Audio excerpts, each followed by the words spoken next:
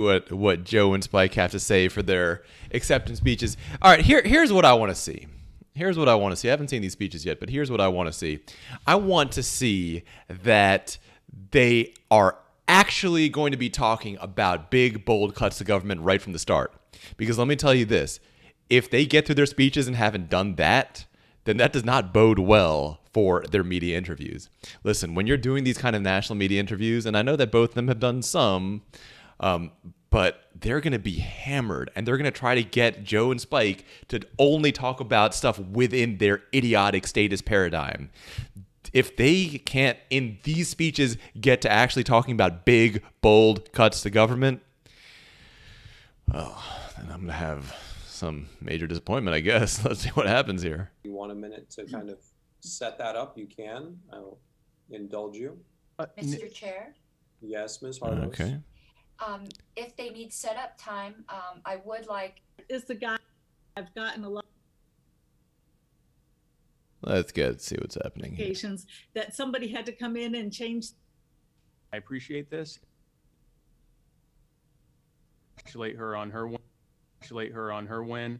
I would like to thank John Mons and Ken Armstrong and everyone that was in the VP race.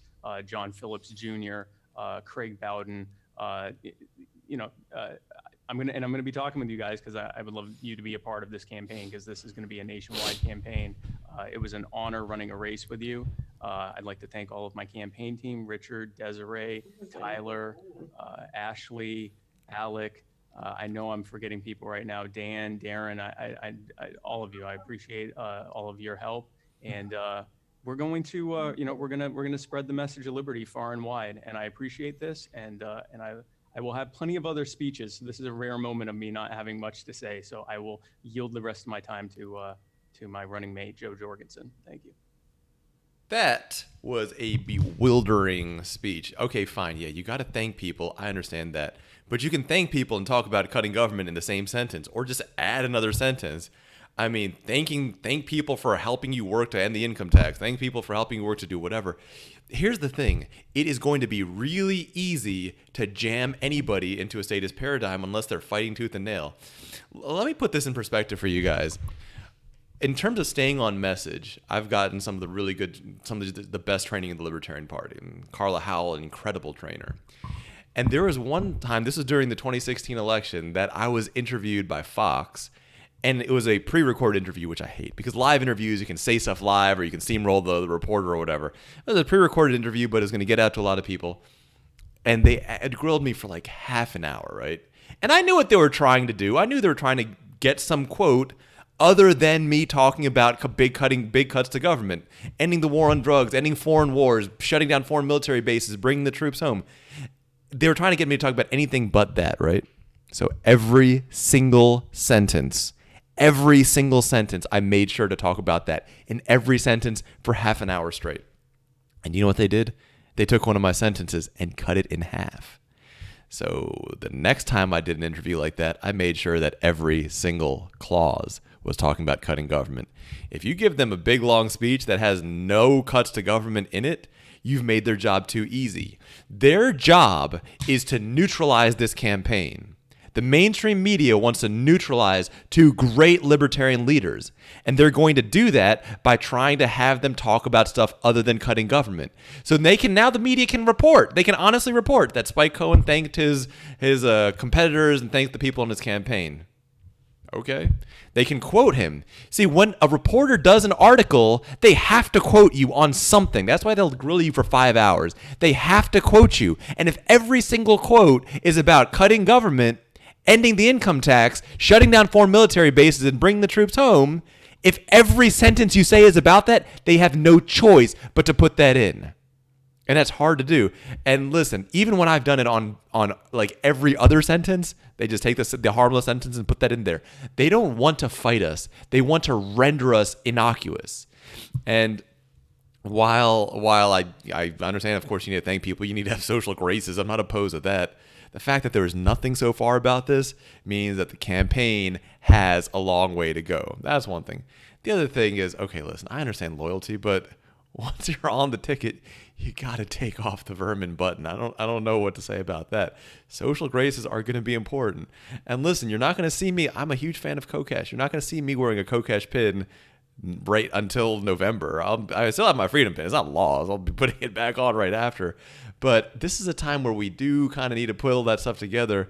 So keeping the vermin pin on is a puzzling choice, to say the least. Okay, Dr. Jorgensen, go ahead. Well, thank you so much for that, Spike. We're getting off to a great start, giving me all your time. And I welcome you to the team, Spike. I know it was a hard-fought battle, and I still remember when, I believe it was you, I know it was your campaign team, joined our pizza party in Georgia. Yep. I would see you on the campaign trail, and I just remember all the hard work you put in it. So well-earned and well-fought. So. Hello, delegates. And let me say once again that it is an honor to serve you. First, my apologies for having the wrong person on the screen this morning. I was actually receiving so many Facebook notifications that somebody had to come in and change the settings before I could even speak. It's just been so wonderfully overwhelming. The campaign team was up most of the night. We think that this is going to be the most massive volunteer campaign in LP history. So thank you very much to the supporters. And thank you, Kevin Moore, our volunteer coordinator, who's been making this run smoothly. I'd like to give a few other thanks before I get into this. Mark Montoni, who started advising me in my 92 race, he's been invaluable. Chuck Hall has been there since probably day 2 of the campaign. And I know he hasn't gotten any sleep in several days, and he has just been so loyal. And Caitlin Cloven has done an awesome job with our social media. She's always been there when I needed her, and I just I couldn't be happier with anybody else. So a few of you have mentioned to me that I've gotten a lot better in my speaking since our conventions went online. And I have to tell you that the major reason for that is Carla Howell. She has been coaching me. And if anybody has not seen her Who's Driving series and you're running for office, you need to check it out. Even if you're not running for office, great ammunition to try to convince. I have to pause this because I'm just too excited right now. All right.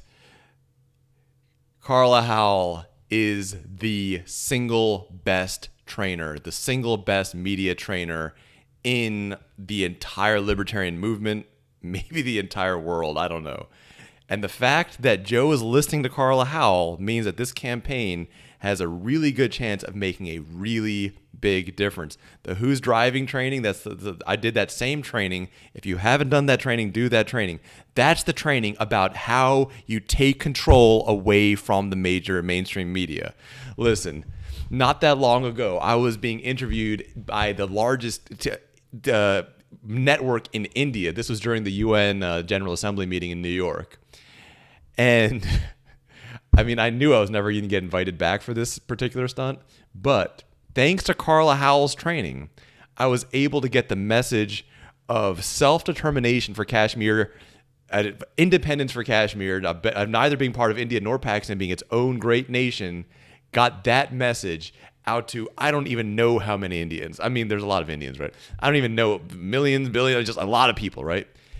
And that's what that kind of training lets you do. If Jo Jorgensen is going to be doing that kind of training, if she's going to have Carla Howell as her advisor, holy God. I mean, if you look at some of my early media interviews, they're just terrible, god awful. They're just the worst media interviews you can possibly do. If you look at some of my later ones on like RT or Fox or wherever, you're going to see that there's a big improvement. It's because of Carla Howell. This is really good news for Liberty. Carla Howell helping to train the top of our ticket. Are you kidding me? That is the best news we could possibly have right now. The only news that's better than that is we also have Spike on there. I don't know which of those two news is better. Both of those are incredible news. This is a great moment for freedom right now. Convince a friend. And Joe Hauptman has been with me on the trail very early mornings, very late nights. He's been there by my side, and I just can't say enough about Joe. Indiana is so lucky to have him. Again, such a hard worker. And Stuart Flood. So Stuart is the guy who has been by my side since day one. He was the guy who I said, well, I think I might run for the presidential nomination. What do you think? Mhm. And before I knew it, he had grabbed my hand, and I think he had already introduced me to about 30 different people. So thank you so much, Stuart. And I should have listened to you from the start with your advice. And last, there just aren't enough words to thank Steve Dasbach. The first phone call I made after I got the nomination last night was to Steve. And I just said, Steve, thank you for the nomination. This nomination is as much his as mine. And for those of you who don't know, he has been a volunteer full-time campaign manager. We've had complaints about campaigns in the past spending too much money. That is not our campaign, and that is mostly due to Steve. So Steve, this is dedicated to you because you're the one who got it. Of course, I'd like to thank my family, my husband, Marlon, my daughters, Emily and Eva, and grandson, Cameron, which I hope we'll all be able to make it to the convention. And thanks to you, Nick Sarwarks, for once again running a nice convention, and to the other candidates who I mentioned last night. And again, to the delegates, I am just so excited to campaign for all of you. And we've got work to do. America, we have work to do. The government's reaction to the coronavirus presents huge challenges for us and an opportunity. Our economy has been dealt a double blow. A government mandated shutdown that has thrown tens of millions of people out of work. And now politicians have passed the CARES Act to fix the mess that they created. The CARES Act takes care, all right, of the special interest pals of the Democrats and Republicans. President Donald Trump promised American voters that he would drain the swamp. But the swamp under his presidency is brimming like never before, and the Democrats love it. Politicians are overspending recklessly, printing piles of money out of thin air. How much new government spending will they add? 5 trillion, 6 trillion? And how much inflation will we see? What will that do to the value of your take-home pay, to your savings, or your retirement nest egg? So what's the opportunity? All across America, people are realizing just how bossy, bullying, and bungling government is, locking up people who protest the shutdown while letting out violent criminals out of prison. Sometimes it takes a big event to see with clear eyes. The government's response to the virus has just revealed how little today's politicians believe in freedom and how much they believe in central planning, despite their repeated blunders. Americans are now seeing there's something wrong going on here. As president, I will urge governors to end all government mandated lockdowns now, slash state regulations so the economy can recover. At the federal level, I will lift government controls on businesses wherever possible so they have every chance to rebuild and do away with those controls permanently. People, businesses, and churches should decide themselves the right balance between safety from the virus and the need to keep our economy going. Freedom and individual choice works. If I'm elected president, I will do everything in my power to halt and reverse the CARES Act. Any bill that doesn't cut total government spending, I will veto. But I'll do much more than that. Let's end the federal income tax. This will give back, on average, $12,000 every year to each American family that they can use to pay off debts, replace that furnace that's about to die. Yes, yes, yes. All right, hold on. We need some commentary here. This is what you're seeing right there is Carla Howell's training at work. Carla Howell, when you're trained with Carla Howell, she makes sure that you are making clear pledges. Notice what you're seeing there. Joe isn't saying we need. No, she's saying I will. That's an important difference because she's holding herself to it. She's saying, I'll do this. Will you do this, Donald Trump? Will you do this, Joe Biden? By saying, I will do these specific cuts, she's made her speech so much more electrifying. I mean, see how much less boring this part of the speech is than the first part? The second thing that's happening is she is basically creating a contract between herself and us that she's going to actually have to do it. She's not using politician language to keep herself safe. And that's very powerful. We feel that. It's electrifying. It's exciting. And we've already seen her do. Now, here's what should have happened. All of this that we're seeing right now, that needs to be at the very beginning of her interviews. Because if they ask where she's from and she answers with like wherever she's from, I'm not sure, instead of this speech, we're not going to get anywhere. This needs to be her opening to every answer. It needs to be, I'm from, like, say, I don't know if she's from India, but like, I'm from Indiana, where we need to end the income tax or whatever. But yeah, this is what I'm talking about. If we have more of this, if we have our nominee doing all this, listen, I've been sat next to Jorgensen, to Hornberger, Supreme, Adam Kokesh. Yeah, I get that she's not the most charismatic of the candidates. But you know who else isn't charismatic at all? Ron Paul. It's not about your public speaking force. It's about the content of what you say. What makes Ron Paul exciting is that he talks about big cuts to government. And Jorgensen might not be the most inherently electrifying public speaker, but if her message is electrifying, it won't matter. If her message is as bold as Ron Paul's, she's a better speaker than Ron Paul. I mean, Ron Paul these days, it's kind of befuddled. But if we can get this, if we can have this driving home the entire campaign, this is going to be historic for us. Or help out a family member in need. He's talking to the And ending the income tax and balance the budget. In order to do both, we need to end the income tax and balance the budget. I'm sorry, you asking me to stop? Okay, I apologize. I thought I heard somebody asking me to stop. As I was saying, in order to both end the income tax and balance the budget, we'll eliminate programs and departments that are better served by the private sector. Let's get government off your back and keep it off. The war on drugs has caused more human suffering than drug use does. It's now time. All right, this is awesome. And here's some more good news for us. Because this is because this is going to be a lot of stuff, a lot of her interviews are going to be online. She's going to be able to read scripted answers from a teleprompter. And that means that Carla Howell can write all her answers. I've had Carla Howell write all my answers, and when that happens, the results are electrifying. I have in the Libertarian Party, I think the second most watched Libertarian Party State of the Union response on YouTube, but then it was watched many more times because my response was featured on the Glenn Beck show.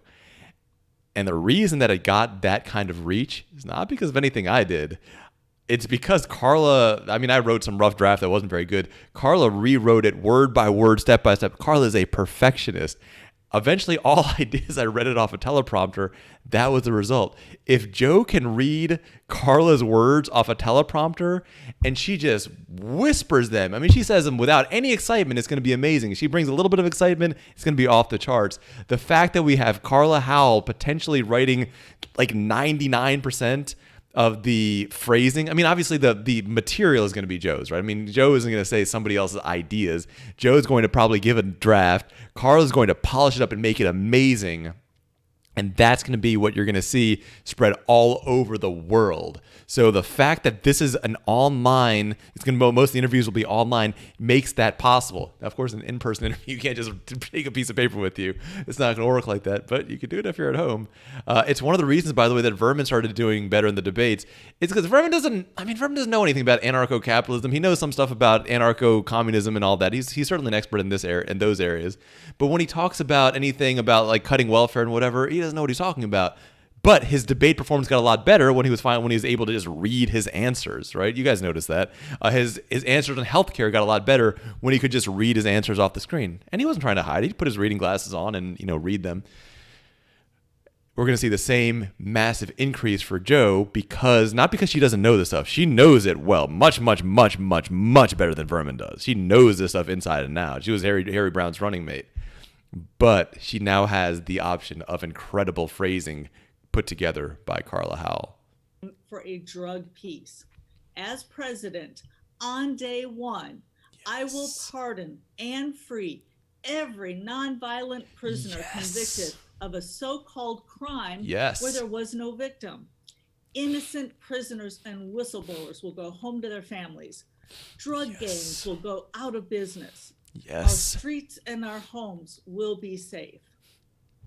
For many workers, Social Security imposes the biggest burden of any tax, and yet it's insolvent. We must allow taxpayers to immediately opt out and keep their earnings. To ensure seniors get back the money they were forced to put in, we'll liquidate trillions of dollars worth of assets owned by the federal government and use the proceeds. Okay, now you guys see what's happening here? You see how Joe's arm is moving there every second? Hold on, let me have my own arm moving for a second. Okay, do you see how Joe's arm is moving every second? What that tells me, she just doesn't have the right equipment yet. She's not reading. She's reading off the screen rather than reading off a teleprompter. So if you look at me right now I'm looking at the screen and see how it kind of looks like I'm not making eye contact with you, right? Whereas if I look directly at the camera, it looks like I am making eye contact with you, like if I'm looking directly at the camera. So when you're doing interviews, what I usually do for interviews is I actually turn my monitors off, so I'm not distracted by them when I'm doing a major media interview. So I'm always looking at the camera. Much like probably your webcam, my webcam has kind of like a little light that says that it's on. And by turning everything else off, my eyes naturally drawn to that. So right now, what Joe is doing, she's reading off the screen. That's not great. You want to, if she's going to be reading Carla, other people's writing, Carla Howell's final polished perfect drafts, she's going to need to have those on a teleprompter, because that way, if it's on a teleprompter, it looks like even when you're reading off a teleprompter, just like your eyes still look like they're on the camera. That's the amazing thing about a teleprompter. If you've never used a teleprompter, by the way, I highly recommend it. It's just the nicest thing to use. You just don't have to think about anything besides where to put the emphasis on what word. It's incredibly nice. So Jorgensen campaign, get Joe a teleprompter, making sure that she's able to maintain that sense of eye contact when she not like she's like looking away or forgetting what her words were.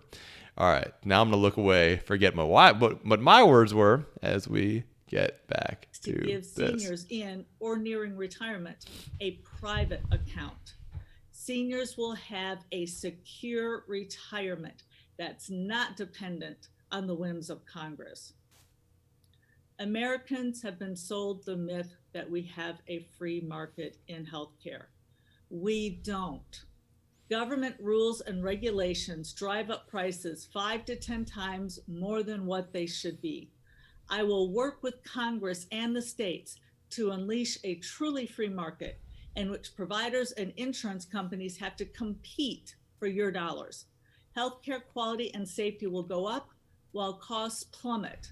We'll see great innovation and convenience, like never having to fill out another ridiculous form on a clipboard, like being able to get healthcare 24/7 when your child is in pain. Free clinics and pro bono care for the poor will be everywhere. No one will even want Medicaid. America has been at war for 18 years. As president, I will immediately order our troops home from the Middle East and work to dramatically downsize military spending. America will become one giant Switzerland, armed and neutral. We'll end senseless and unnecessary casualties and death. Our servicemen and women will return to their families, healthy and whole. Finally, America will be at peace with the world. The 2020 presidential race has been a frenzy of accusations, insults, and egos. I'm offering something completely different. I'm running to cut government on bold, fresh proposals that make America feel safe, secure, and prosperous. If this is what you want, please join me. Visit joj2020.com. Vote Libertarian. Thank you so much. Thank you and congratulations, Dr. Jorgensen, Mr. Cohen. This is the ticket. All right, guys. All right. It's good news for Liberty. We're not going to be. What do you see over there? Joe's not hiding behind intellectual boringness.